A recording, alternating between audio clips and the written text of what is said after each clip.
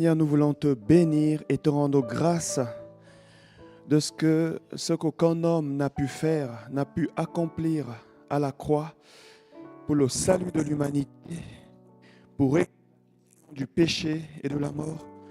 Seigneur, toi, tu l'as fait. Tu l'as fait et tu es venu du ciel.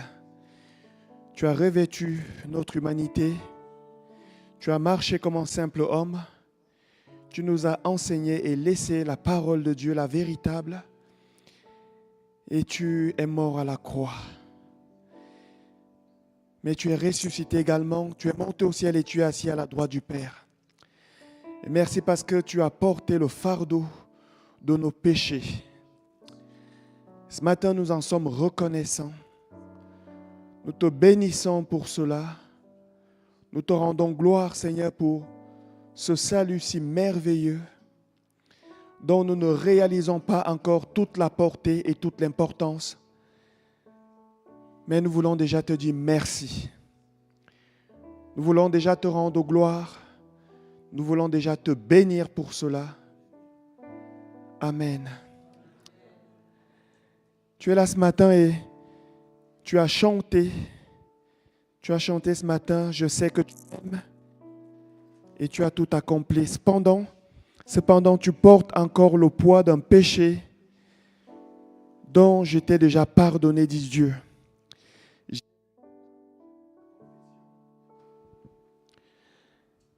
J'ai vu tes larmes, j'ai vu ta confession et je t'ai pardonné. Et cependant, tu es accusé. Le Seigneur te dit ce matin, ce n'est pas moi qui t'accuse, mais c'est ton ennemi qui t'accuse. C'est lui qui t'accuse et qui t'accable. Et ce poids, tu as besoin de le déposer maintenant. Car il t'empêche d'avancer, il t'empêche même de t'épanouir. Il t'empêche, il te fait avancer et te présenter dans ma présence comme si tu n'en étais pas digne. Et certes, tu n'en es pas digne, mais je t'ai revêtu de ma justice, dit Dieu. Tu n'as plus besoin de porter ce poids. Et si tu n'arrives pas à t'en débarrasser, approche-toi de mes serviteurs, fais cette confession. C'est aussi à ça que ça sert la confession, pour t'aider à t'en débarrasser. Et tu verras que tu seras libéré et beaucoup plus épanoui. Dis le Seigneur. Amen.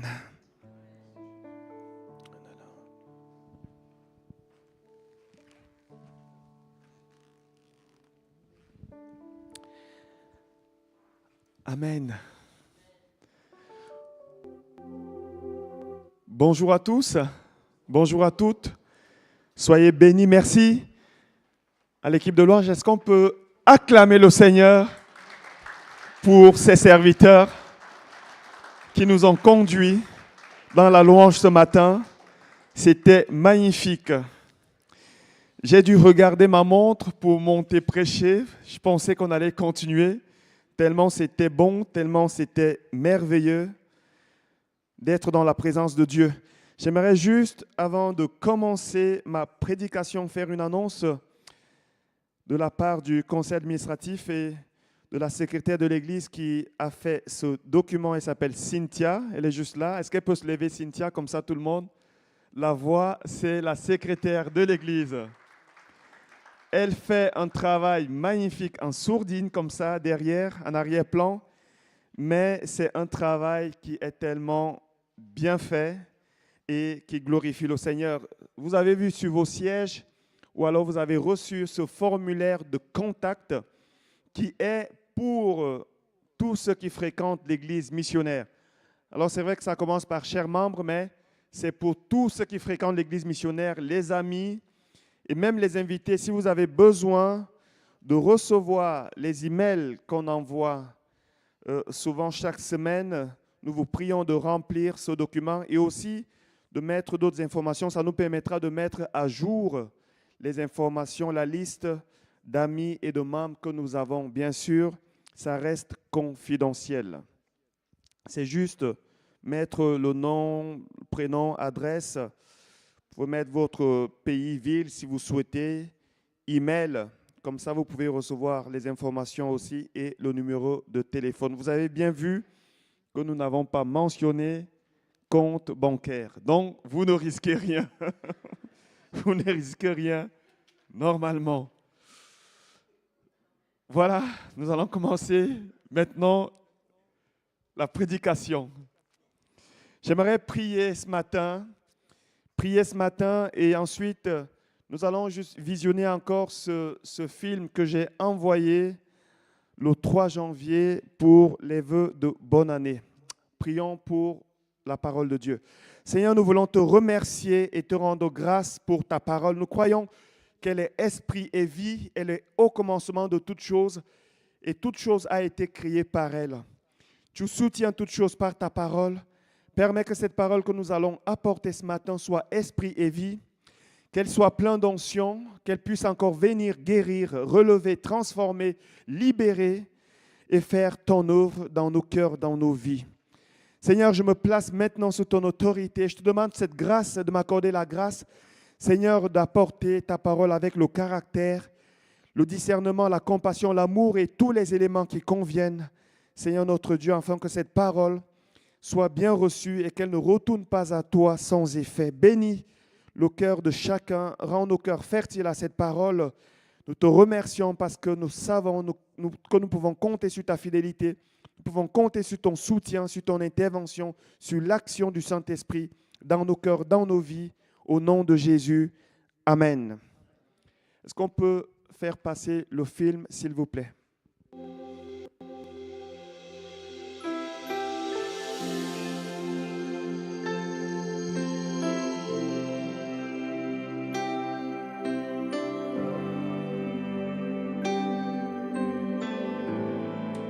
Bonjour à tous, bonjour à toutes. Thomas Ondoa, pasteur de l'EME. Je viens par cette courte vidéo souhaiter à chacun et à chacune une bonne et heureuse année 2024. Que cette année soit une année de grâce, une année de bénédiction, une année de joie, une année dans laquelle chacun entre et continue à marcher dans la parfaite volonté de Dieu. Que le Seigneur vous donne des ressources, qu'il vous donne du courage, qu'il vous donne de la motivation, qu'il vous donne tout ce dont vous avez besoin pour non seulement entrer dans ses plans, mais persévérer et continuer dans ses plans. Au nom de Jésus-Christ, soyez bénis. J'aimerais aussi profiter de cette occasion, après cette période de fête où j'espère que chacun a pu profiter avec ceux qui leur étaient les plus proches, enfants, conjoints, amis, voisins, ou peut-être juste frères et sœurs biologiques. J'aimerais profiter pour nous encourager à retrouver le chemin de la prière et à revenir pleinement dans les activités de l'Église, car nous croyons que lorsque nous nous retrouvons, Dieu accorde une grande bénédiction, une grâce particulière. Alors nous vous encourageons, chers frères et sœurs, à retrouver ce dynamisme, qu'un esprit de bonne volonté, comme disait David, accompagne chacun pour faire ce que Dieu a prévu de faire à travers chacun pendant cette année 2024. Cette semaine, ce dimanche prochain qui arrive, nous allons prendre la Sainte Seine car nous croyons que cet acte que Jésus a accompli il y a plus de 2000 ans n'est pas seulement pour cette époque-là, mais aussi pour chaque année. Nous devons renouveler notre communion avec lui à travers cet acte et nous souvenir ce qu'il a accompli. Nous allons également la semaine prochaine recommencer avec les études bibliques, les partages bibliques, car nous savons quelle importance a la parole de Dieu dans la vie d'un croyant. Et nous allons au fur et à mesure dévoiler le programme de cette année, mais nous vous encourageons déjà à venir ce dimanche, car il y a une prédication, une parole de Dieu qui a été donnée pour l'Église missionnaire. Et nous allons également prier pour les familles, pour l'Église, pour tous les secteurs, pour les enfants, pour toute l'Église, afin que la bénédiction de Dieu repose sur chacun. Car nous sommes convaincus que tout ce que nous présentons à Dieu, non seulement il a la capacité de le bénir, mais aussi de le protéger, de l'amener à son accomplissement. C'est ce que nous allons faire déjà ce dimanche. Que le Seigneur vous bénisse, que le Seigneur vous garde, que sa grâce repose sur chacun de nous, sur chacun de vous. Je vous souhaite encore une fois de plus une bonne et excellente année 2024. Soyez bénis. Amen. Soyez bénis. Soyez bénis. Soyez bénis. J'ai tenu à ce qu'on puisse repasser cette vidéo comme ça, tout le monde a la possibilité de la revoir. Et on l'a bien compris, il y a 3 choses, j'ai mis l'accent sur 3 choses. La prière, revenir aux activités de l'Église et la parole de Dieu. Cette vidéo, je l'ai apportée, vous avez vu, le 3 janvier, parce que je cherchais encore la pensée de Dieu, je priais, j'aime bien prier, chercher la face de Dieu avant de faire quoi que ce soit dans son Église. Et je crois sans aucun doute que nous devons revenir à la prière, parce que revenir à la prière, c'est revenir à Dieu. C'est revenir à Dieu parce que lorsque nous venons prier, nous venons premièrement rencontrer Dieu. Le dimanche seul ne suffit pas.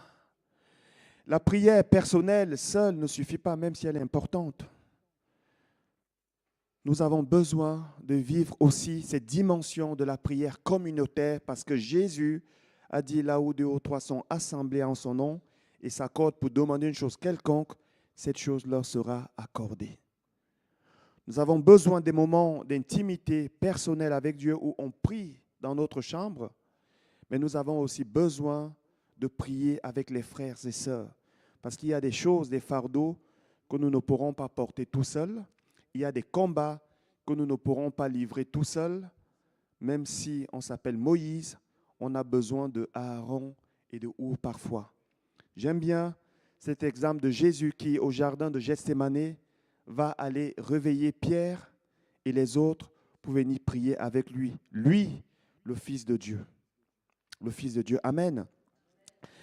Et ce matin, nous allons continuer dans ce thème que j'ai eu à cœur d'apporter, le premier culte de cette année sur la prière.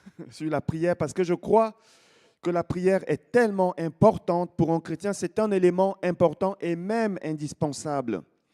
Du reste, lorsque nous considérons la vie de Jésus, nous voyons qu'il a commencé son ministère par la prière, alors qu'il est en train de se faire baptiser par Jean qui va dans un premier temps le résister, mais qui ensuite va céder parce que Jésus va lui donner une explication qui est une bonne explication. Laisse faire, c'est ainsi que Dieu veut que les choses se fassent.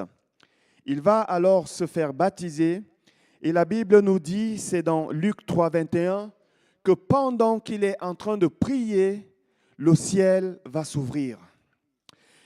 La prière, mes amis, ouvre le ciel. Amen. C'est ce que Jésus est venu nous enseigner. Jésus est venu non seulement pour nous sauver, non seulement pour porter nos péchés, mais il est également venu nous enseigner comment est-ce que nous devons bien marcher avec Dieu, comment est-ce que nous devons avoir les résultats, comment est-ce que nous devons bien faire. Et pendant qu'il prie, le ciel va s'ouvrir et bien sûr, Dieu va répondre. Et de la même manière que le ciel va s'ouvrir lorsque Jésus a prié, de la même manière, chacun de nous, lorsque nous prions, le ciel s'ouvre. Parce que Dieu nous reconnaît au travers de Jésus. Il nous reconnaît comme ses enfants. Il nous reconnaît comme ses fils. Amen.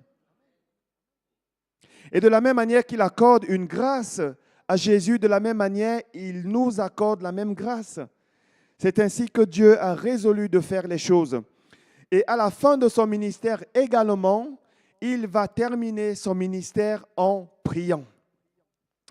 En disant, Père, je remets entre tes mains mon esprit. Et il va expirer. Première chose qu'il fait au début de son ministère, c'est prier. Et dernière chose, dernier acte qu'il accomplit à la fin de son ministère, c'est la prière.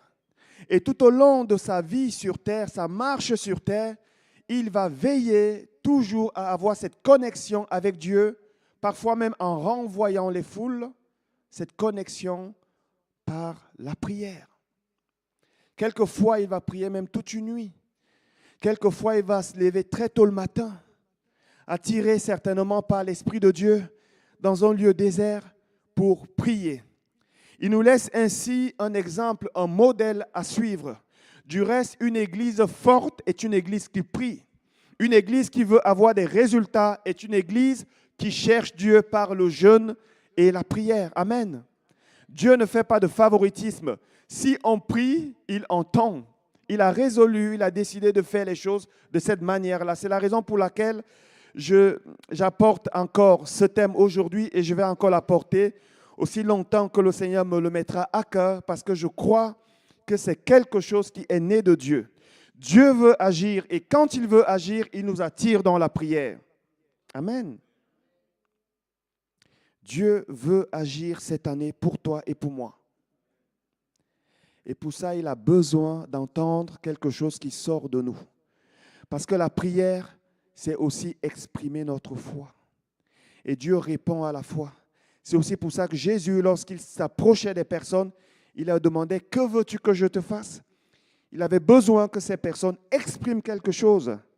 Et lorsque ces personnes parlaient, lui qui connaissait les cœurs, lui qui connaissait déjà ce que ces personnes voulaient, il avait besoin que ces personnes expriment ce qu'ils avaient besoin et pour le permettre ensuite d'agir. Amen. Nous devons prier. Il est important de prier, mais encore mieux de prier efficacement. De prier efficacement.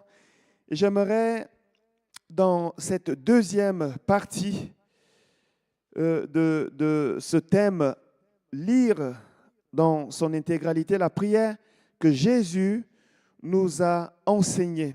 Elle se trouve dans Matthieu 6, versets 7 et 13. Nous allons commencer par le verset 7, où Jésus dit ici, « En priant, ne multipliez pas de vaines paroles. » En d'autres mots, il faut être efficace. Il faut être efficace dans la prière. Ne multipliez pas de vaines paroles comme les païens qui s'imaginent qu'à force de paroles, ils seront exaucés. Ne leur ressemblez pas, car votre Père sait de quoi vous avez besoin avant que vous le lui demandiez. Voici donc comment vous devez prier. Notre Père qui es aux cieux, que ton nom soit sanctifié, que ton règne vienne, que ta volonté soit faite sur la terre comme au ciel. Donne-nous aujourd'hui notre pain quotidien. Pardonne-nous nos offenses comme nous aussi, nous pardonnons à ceux qui nous ont offensés. Ne nous induis pas en tentation, mais délivre-nous du malin. Car c'est à toi qu'appartiennent dans tous les siècles le règne, la puissance et la gloire. Amen. Amen. J'ai voulu qu'on prenne toute la prière en entier pour qu'on se situe bien dans ce contexte. Je le rappelle, c'est un contexte dans lequel les disciples de Jésus vont se présenter à lui pour lui demander de les enseigner à prier. Je rappelle qu'ils connaissaient déjà la prière parce que quand on était un garçon, à l'âge où on pouvait aller à l'école, on enseignait déjà aux jeunes juifs la Torah. On les enseignait déjà à prier, mais c'était des récitations.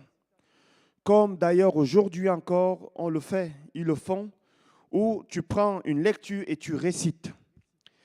Et ils voient Jésus arriver et ce Jésus qui prie, les choses se font. Il prie, le ciel s'ouvre, il prie, il y a des miracles.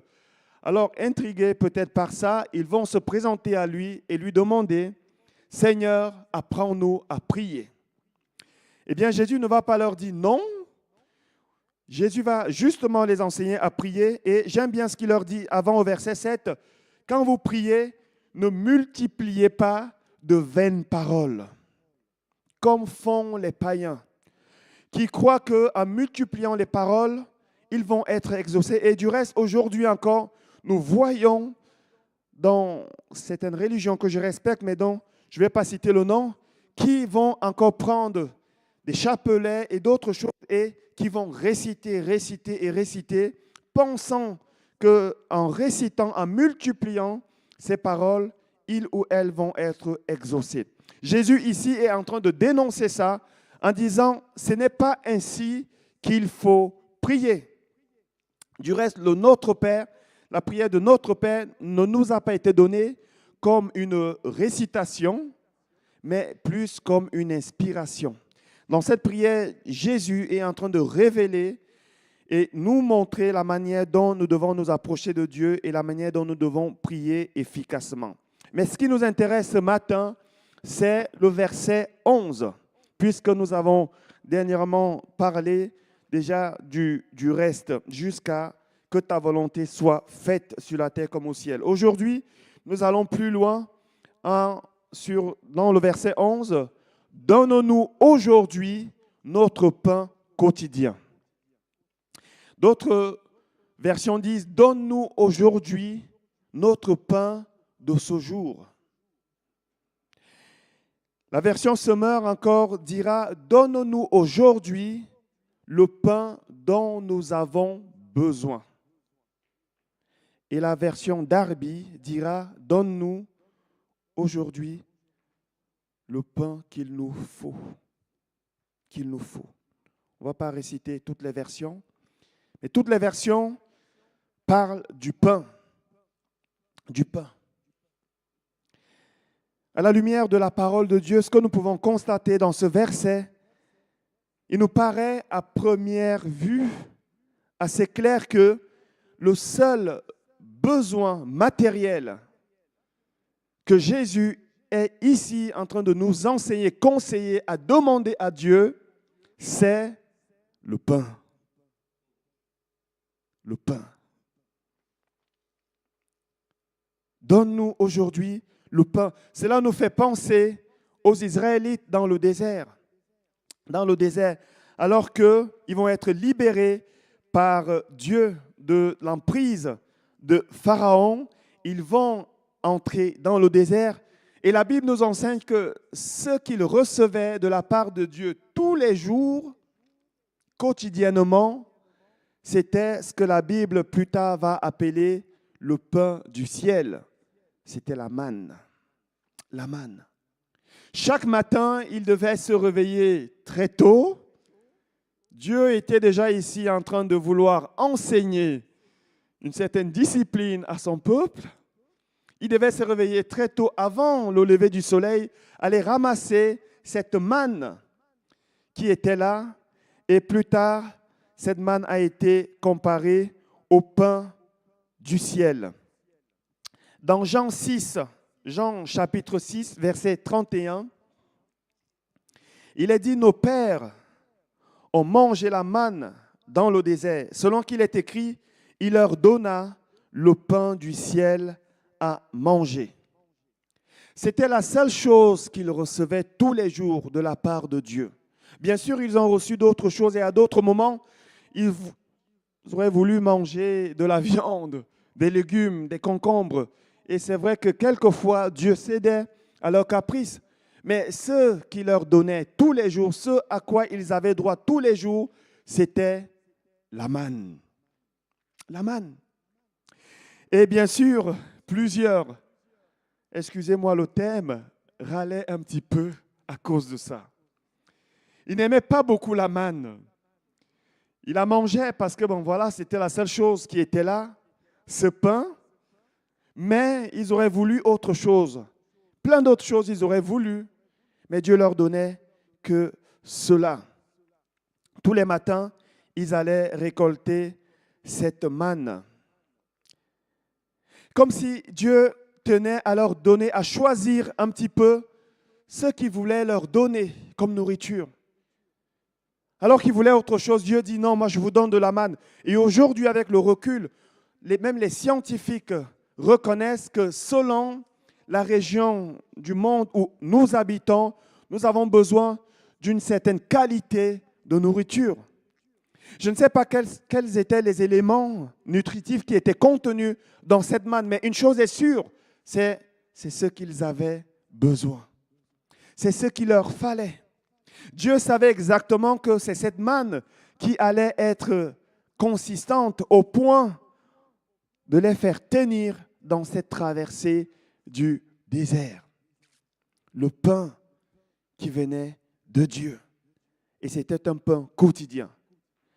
Et Jésus nous dira dans cette prière que nous avons lue tout à l'heure, la seule chose, lorsque nous lisons, lorsque nous allons creuser, la seule chose qu'il demande, qui nous conseille de demander à Dieu, c'est le pain. Donne-nous aujourd'hui le pain dont nous avons besoin. Le pain dont nous avons besoin. J'aimerais attirer notre attention sur ce que dit la version Summer et la version Darby. Le pain qu'il nous faut. Dans le pain qu'il nous faut, ça veut dire laisser à Dieu la possibilité de choisir ce qu'il nous faut. Quelquefois dans nos prières, même si c'est vrai que la Bible dit dans le livre de Philippiens 4, à partir du verset 10, il me semble, de présenter à Dieu nos besoins par des prières et des supplications, de présenter tous nos besoins. Certes, c'est vrai, lorsque nous avons besoin de le présenter à Dieu, mais quelquefois, mes amis, nous devrions simplement dire à Dieu, Seigneur, donne-nous ce qu'il nous faut.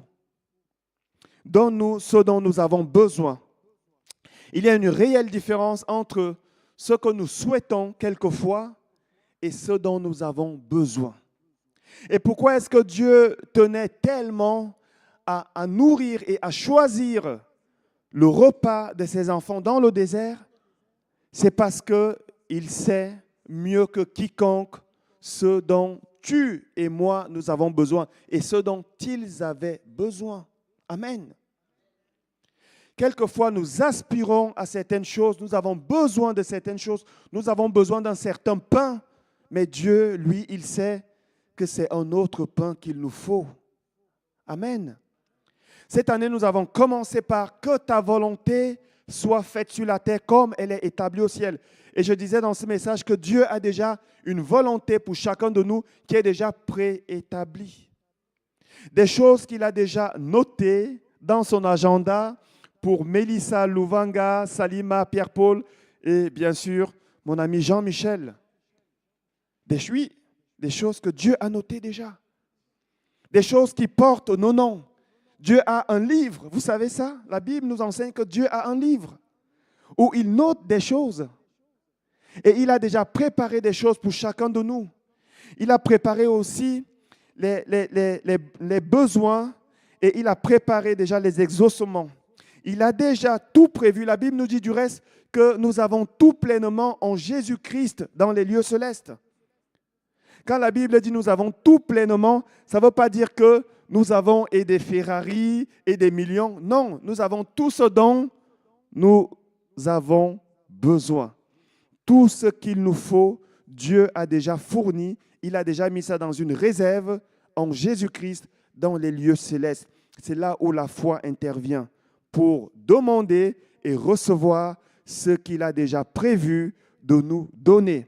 J'aimerais dire quelque chose ce matin. Dieu n'a pas prévu de te donner tout ce que tu souhaites si ce n'est pas dans sa volonté.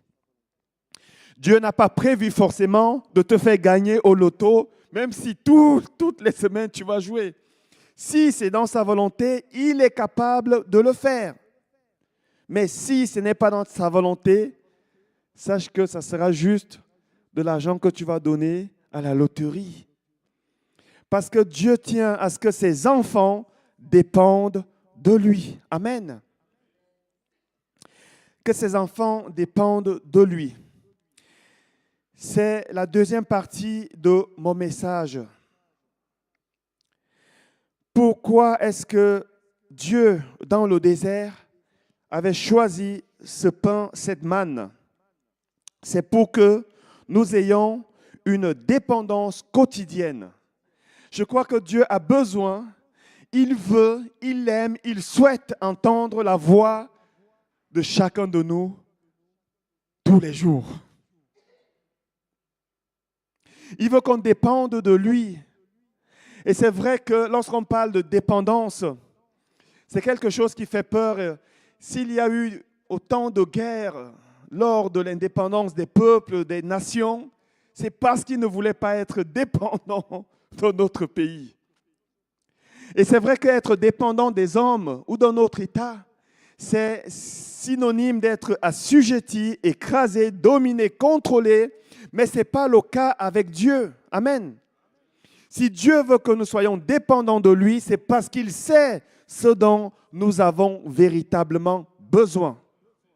Il est Dieu et il connaît ce que nous avons besoin. C'est ce que Jésus va dire dans la prière que nous avons lue. Votre Père sait ce que vous avez besoin avant même que vous le lui demandiez. C'est aussi la raison pour laquelle il est important, avant de venir bombarder Dieu de prières, parfois de prendre un temps de silence, d'écoute, pour que le Saint-Esprit, qui sonde même les profondeurs du cœur de Dieu et qui sait toutes choses, nous communique, nous donne un petit peu un éclairage, un discernement, une conduite des paroles. Le Saint-Esprit est là pour nous conduire dans toute la vérité. Il connaît même ce dont nous avons besoin, des choses dont nous avons besoin dont nous ne savons même pas que nous avons besoin. Prendre un petit temps de silence et demander au Saint-Esprit de nous montrer comment est-ce que nous devons prier. Et lui qui connaît les profondeurs du cœur de Dieu, lui qui sait ce dont Dieu a déjà résolu de nous donner, il peut nous souffler des choses. Amen. Il nous souffle des choses. Ça, tu peux demander ça, tu peux demander ça, tu peux demander ça. Au début de ma conversion, quand j'ai été baptisé du Saint-Esprit, je pense avoir eu un feu, un zèle qui m'amenait à prier pour tout et n'importe quoi. Tu pouvais me dire, prie pour que je gagne à l'euro million, j'allais prier pour ça. Tout ce qu'on me demandait, je le faisais. Mais avec le temps et le recul, je me suis rendu compte que pour gagner du temps, vous savez, le temps c'est précieux. Pour ne pas tourner en rond avec le même sujet pendant des mois et des mois, je me suis rendu compte que c'est mieux quelquefois de dire, Seigneur, comment est-ce que je peux prier pour cette personne? Même si à première vue, voilà, la personne souffre, on prie pour elle. Plus tard, chez moi, quelquefois, je reviens, Seigneur, pour cette personne, qu'est-ce qu'il faut? Pour cette personne, comment est-ce qu'il faut prier? Et parfois, Dieu va t'amener à prier pour cette personne à son absence, parce que lui, ce qu'il veut donner, ce n'est pas ce que cette personne demande, c'est autre chose. Mais une chose est sûre, c'est que tout ce que Dieu veut nous donner, c'est ce qu'il y a de meilleur. Amen. Le choix de Dieu et la volonté de Dieu pour nous est ce qu'il y a de meilleur. Dieu veut que nous soyons dépendants de lui. Et ça nous rappelle également que lorsque le peuple traversait le désert et qu'il recevait cette manne, il devait se réveiller tous les matins. Tous les matins. Et certains qui se croyaient un peu plus malins que les autres prenaient un peu plus en disant, demain, je vais pouvoir faire la grasse matinée et manger ce que j'ai recueilli aujourd'hui. Et lorsqu'il prenait cette manne et qu'il la gardait, le lendemain, elle était pourrie. Elle était pourrie parce qu'il fallait se réveiller, aller chercher la manne. Et je crois que Dieu, puisqu'il est dit ici, Jésus dira, donne-nous aujourd'hui notre pain quotidien. C'est quelque chose à demander quotidiennement, à demander tous les jours. Parce qu'aujourd'hui, le Seigneur peut vous donner un pain complet, demain, il vous donnera un pain mis. Il sait ce dont nous avons besoin tous les jours. Alors la manne, ça n'a pas changé, c'était toujours la même. Mais il fallait se réveiller chaque matin, aller cueillir. Et lorsqu'ils avaient gardé, elles pourrissaient. Ça les enseignait à être dépendants de Dieu tous les jours. C'était un exercice, c'était un enseignement que Dieu était déjà en train d'inculquer à son peuple. C'est aussi valable pour nous aujourd'hui. Dieu veut que nous soyons dépendants de lui tous les jours. Tous les jours. Lorsque le diable va s'approcher de Ève et de Adam, aussi d'une certaine manière, il va justement les avoir et tendre un piège en leur parlant justement, en leur parlant d'indépendance. Puisqu'il leur dira, dans Genèse 3, 5. Dieu sait que le jour où vous en mangerez, vos yeux s'ouvriront. Et on parle ici du fruit qui a été défendu. Vos yeux s'ouvriront et que vous serez comme des dieux, connaissant le bien et le mal.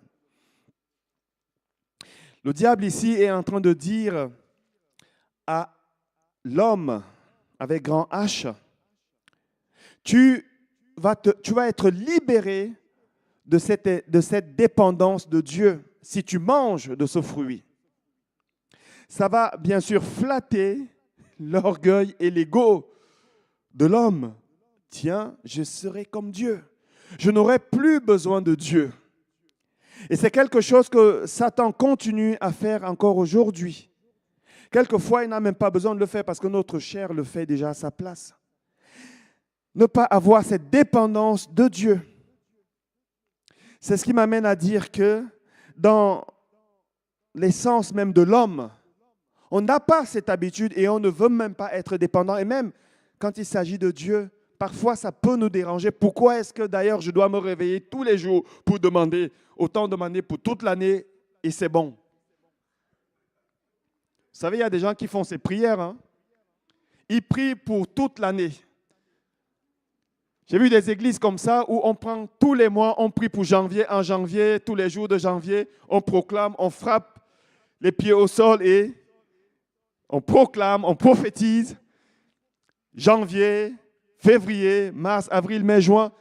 Et tiens, notre année est bénie. Non, tu vas te réveiller demain pour demander à Dieu ce dont tu as besoin. Je ne sais pas si vous vous êtes rendu compte que ça ne marche pas toujours. Alors, il y a des choses, oui, que Dieu nous donne au cours de l'année. Mais prie un seul jour et le reste de l'année ne prie pas. Tu verras comment ça se passe. Moi, je n'y arrive pas. Et c'est vrai que dimanche passé, puisque j'ai parlé de prophétie, notre frère, mon ami Maxime a apporté ce message sur le fait de prophétiser. Et c'est bien de prophétiser, mais toute prophétie, mes amis, efficace doit être inspirée de Dieu. Même les prophéties. Du reste, la prophétie, c'est une parole qui vient de Dieu et qu'on communique simplement pour les temps à venir. C'est ça par définition la prophétie. Et le prophète n'est pas là pour dire ce qu'il veut, mais un prophète et encore plus les prophètes de l'Ancien Testament, ils devaient être dépendants de Dieu H24. Je ne sais pas si vous lisez la vie des prophètes dans la vie de Élisée, Élie. On a l'impression qu'on ne sait pas où ils habitent, ces personnes. Ils sont de passage, ils montent, ils descendent. De temps en temps, Dieu dit, OK, c'est bon, maintenant on va aller près du torrent de Kérit en brousse et tu vas être nourri par les corbeaux, tu vas boire l'eau du torrent et ensuite tu te déplaces, tu vas ailleurs. Ils étaient dépendants de Dieu. Et quelquefois, lorsqu'ils n'avaient pas fait ce que Dieu demandait, ils étaient punis sévèrement. C'est aussi pour ça que lorsque Élie va confronter les 400, c'était 400 faux prophètes, 700 faux prophètes de Baal et Astarté, lorsqu'il va les confronter et lorsque ça va s'avérer que c'est des faux prophètes, qu'est-ce qui va se passer? On va les tuer. Dieu était sévère et dur avec les prophètes. Vous connaissez l'histoire du jeune prophète et du vieux prophète. Ne fais pas ceci, il le fait, les lions le dévorent. Un prophète est censé être soumis à celui qui donne la prophétie. Et lorsque nous prophétisons, c'est bien, et j'encourage vraiment beaucoup de gens à chercher le don de prophétie, puisque Paul le dit, puisque la parole de Dieu le dit. Mais sachez qu'en prophétisant, nous avons une lourde responsabilité, puisque nous disons annoncer la parole de Dieu. Veillons à ce que ça soit inspiré de celui qui donne la parole, c'est-à-dire Dieu. Du reste, il me semble qu'au ciel, ceux qui prophétisent et qui ont la parole facile, Dieu m'a dit, on ne sait pas comment ça va se passer là-bas, mais s'ils ne se convertissent pas et s'ils ne se repentent pas, certains, ça sera compliqué pour eux. ça sera compliqué pour eux. Hier, on a eu une étude biblique où justement on a parlé de ça.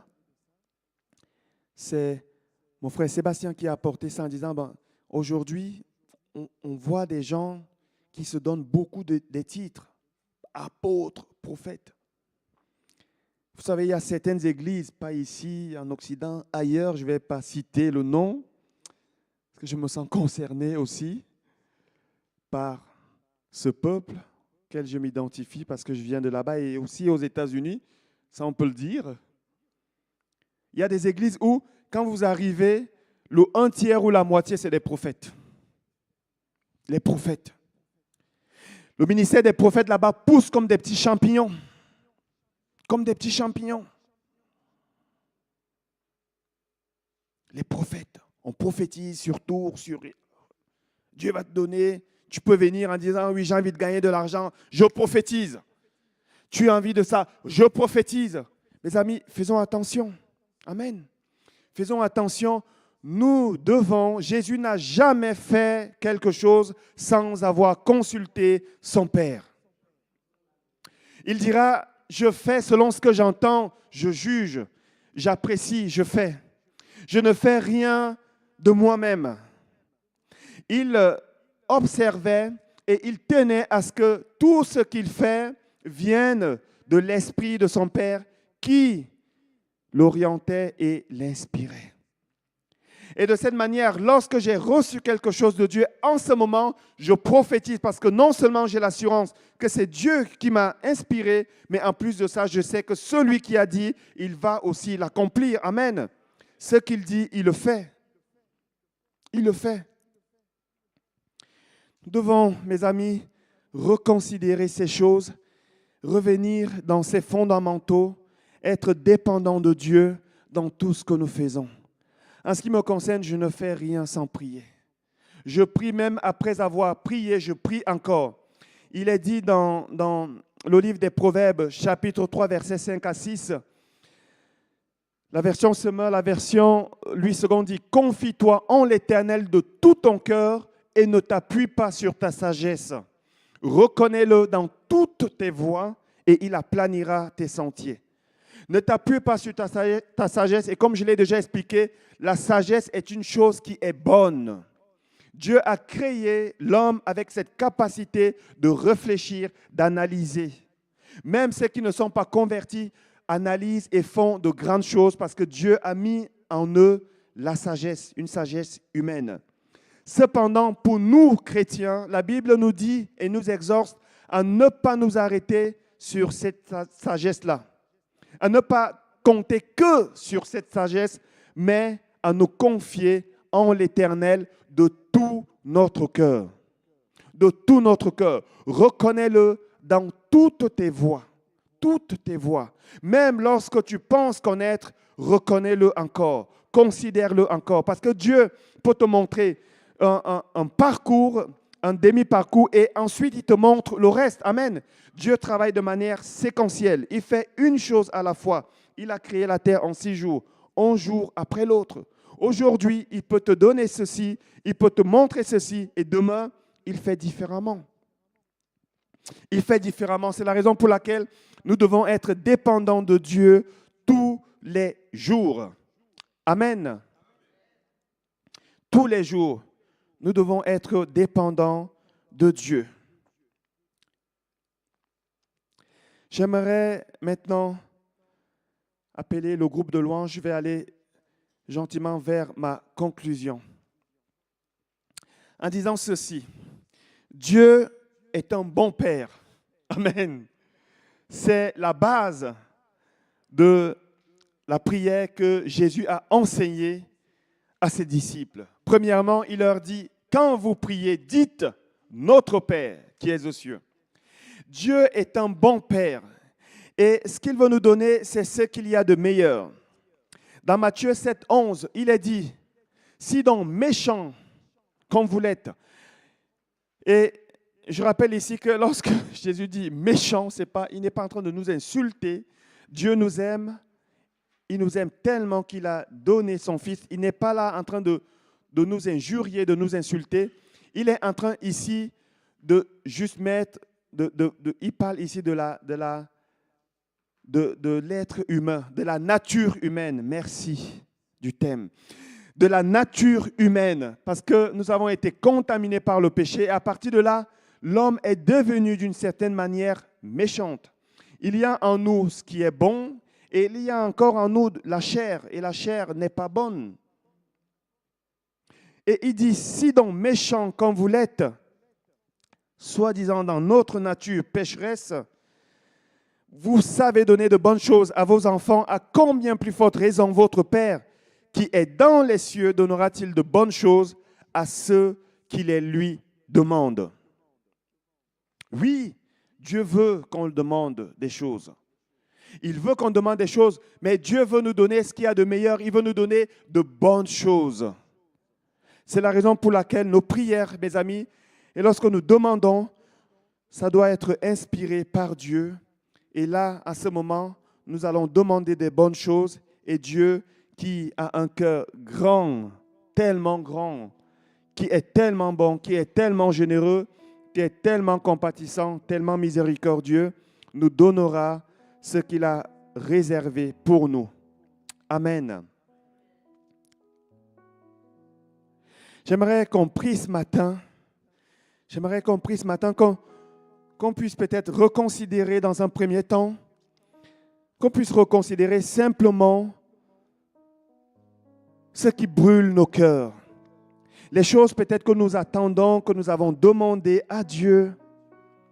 Je parle ici en termes de matériel, en termes de besoins physiques, matériels. Ce que nous avons demandé à Dieu, ce que nous attendons. Peut-être qu'il y a dans ce que nous voulons, peut-être des choses que Dieu ne veut pas forcément nous donner. Cela nous fait perdre du temps et chaque jour, on est là à rabâcher ces choses, à ramener ces choses à Dieu. Donne-moi, donne-moi, donne-moi, donne-moi, donne-moi. Jésus dira, ne faites pas comme des païens. Parfois, c'est des vaines paroles. Et ce n'est pas à force de réciter, à force de proclamer, à force de... que forcément Dieu va nous donner cela. Mais simplement lui dire, Seigneur, je te présente ce besoin. Quelle est ta vision des choses? Et si bien sûr Dieu t'a déjà parlé et t'a déjà fait la promesse de te donner ça, alors garde cette promesse et continue de t'attendre à lui. Continue de prier. Il accomplira cela. Puisque c'est lui qui te l'a dit. Mais si c'est quelque chose qui est simplement né de toi, quelque chose que tu as envie parce que, bon voilà, on t'a dit que Dieu est Dieu et il est capable de tout donner. J'aimerais ce matin nous inviter à reconsidérer un petit peu nos besoins. C'est peut-être un besoin qui concerne même, j'ai envie de dire, ta santé. Oui, Dieu veut que nous soyons en bonne santé. Il veut qu'on prospère à tous égards, qu'on prospère l'état de nos âmes. Mais peut-être qu'il y a une façon dont Dieu veut faire les choses. Il y a peut-être une autre façon dont nous voulons faire les choses. Remettons tout à Dieu. La Bible nous dit, considérons-le dans toutes nos voies et il aplanira, il rendra les choses faciles. Amen. Est-ce que vous êtes d'accord avec ça ce matin? Si vous êtes d'accord, levez juste la main. Si vous n'êtes pas d'accord, ce n'est pas grave. Hein? Amen. Alors, je vous remercie. On va prier. On va prier, remettre vraiment tous nos besoins à Dieu, comme nous abandonner à lui, lâcher prise un petit peu et lui faire confiance. Amen. Prions, élevons notre voix. Seigneur notre Père, notre Dieu, nous croyons que tu es un bon Père. Nous croyons qu'en Jésus-Christ, non seulement tu nous as rachetés, tu nous as sauvés, tu nous as réconciliés avec toi, mais tu as également résolu de nous faire du bien. Seigneur, nous ne pouvons pas croire que tu veuilles faire autre chose que de nous faire du bien. Car ce n'est pas dans ton caractère, ce n'est pas dans ton identité, ce n'est pas dans ta nature, Seigneur, de nous faire autre chose que du bien. C'est pour ça qu'aujourd'hui, nous choisissons de te faire confiance.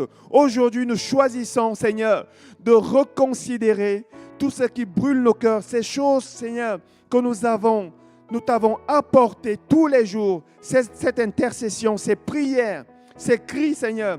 Nous voulons simplement tout te présenter et te demander, Seigneur, de nous éclairer, de nous indiquer, de nous donner des bribes, de nous donner, Seigneur, une inspiration nouvelle, Seigneur notre Dieu, pour ce que tu veux nous donner aujourd'hui.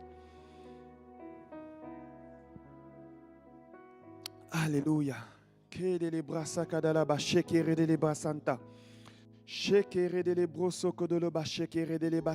Le Seigneur te dit à toi qui demande si ce besoin que tu as apporté à Dieu, si vraiment il vient de lui, et le Seigneur te dit oui. Il te dit oui. Ça a mis du temps, mais c'est moi qui ai suscité ça dans ton cœur. Cependant, ce que je veux faire premièrement, ce n'est pas te donner ce que tu veux, mais c'est premièrement t'amener à t'enraciner en Jésus-Christ. Parce que si je te donne maintenant ce que tu attends, il y a un risque que tu t'éloignes de moi, dit le Seigneur.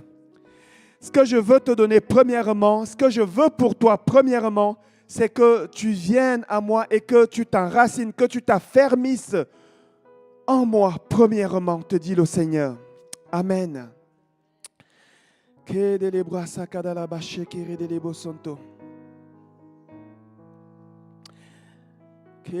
si tu te reconnais dans cette parole, saisis cette parole. Enracine-toi en lui, lis sa parole. Cherche-le, prie davantage et lorsque tu seras affermi, lorsque Dieu verra que ce qu'il veut faire premièrement dans ta vie est accompli, alors il te donnera ensuite ce que tu attends, afin que tu restes attaché à lui.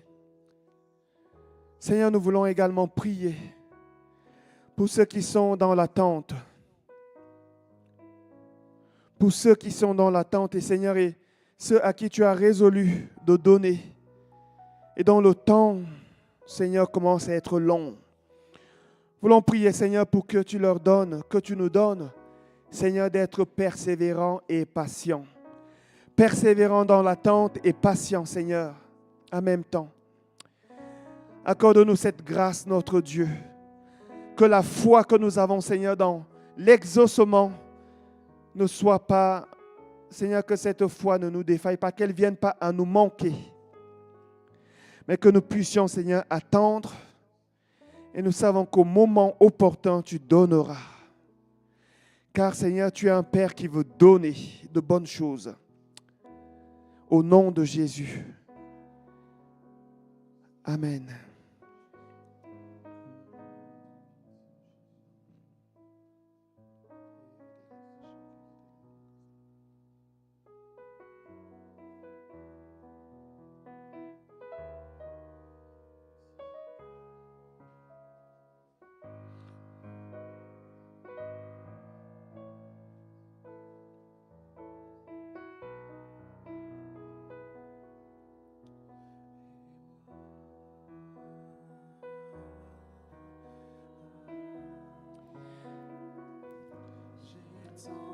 Alléluia. Pendant qu'on prend ce temps, cette louange encore, j'aimerais nous inviter à faire un peu silence. Je crois que l'Esprit de Dieu me pousse à vous dire cela. Faisons un peu silence. La louange peut continuer un petit peu et nous faisons silence. Faisons silence. Il a cette parole qui dit « Arrêtez, sachez que je suis Dieu ». Arrêtons-nous un instant dans sa présence. Baissons peut-être la tête pour ne pas être distraits et laissons encore Dieu nous parler. La louange peut continuer simplement. Laissons Dieu nous parler. Alléluia.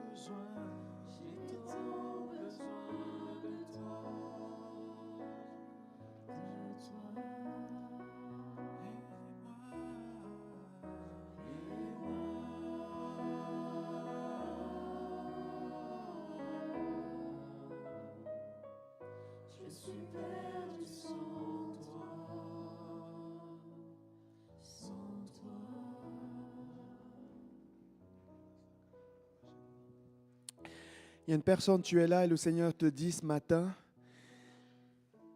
même si tu ne l'as pas exprimé, je sais ce qui est dans ton cœur parce que je vois dans ton cœur. Et dans ton cœur, tu aspires à une vie chrétienne où tu as des résultats. Une vie chrétienne qui ressemble à celle qui est décrite dans la première église. Et le Seigneur te dit, moi aussi, bien plus que toi, je veux qu'il y ait des résultats.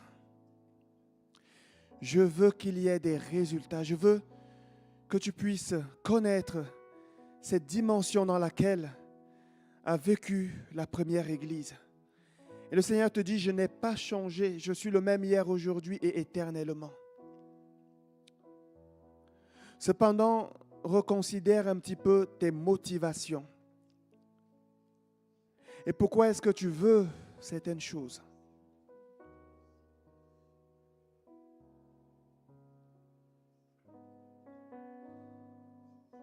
Pourquoi est-ce que tu veux certaines choses? Reconsidère.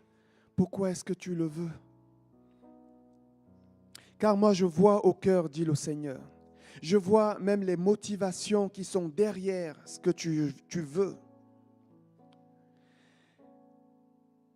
Et le Seigneur t'encourage à avoir de bonnes motivations. Une motivation qui est basée sur la compassion, sur l'amour de l'autre. Et non pas seulement sur le fait de vouloir faire et de voir des miracles se produire. Amen.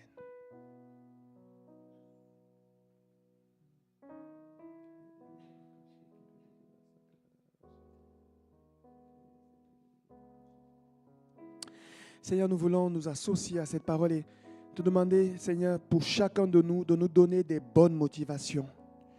Des motivations, Seigneur, qui sont basées sur l'amour, la compassion, la miséricorde. Nous savons que Jésus était poussé par la compassion. Et nous voulons, Seigneur, lui ressembler. Donne-nous, Seigneur, de la compassion. Donne-nous, Seigneur, l'amour. Cet amour sincère, cet amour authentique. Non pas juste cet amour de formalité ou d'apparence. Seigneur, remplis nos cœurs de ton amour. Remplis nos cœurs de ta compassion. Donne-nous des entrailles de miséricorde pour l'autre. Donne-nous de l'intérêt, Seigneur, pour l'autre. Donne-nous un regard, Seigneur, pour l'autre, un regard qui est différent. Un regard, Seigneur, d'amour et de compassion. Ramène-nous, Seigneur, à l'amour sincère. Nous t'en supplions au nom de Jésus. Amen.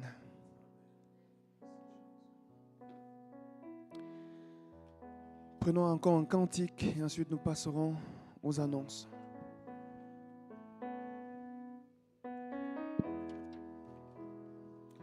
C'est tel que je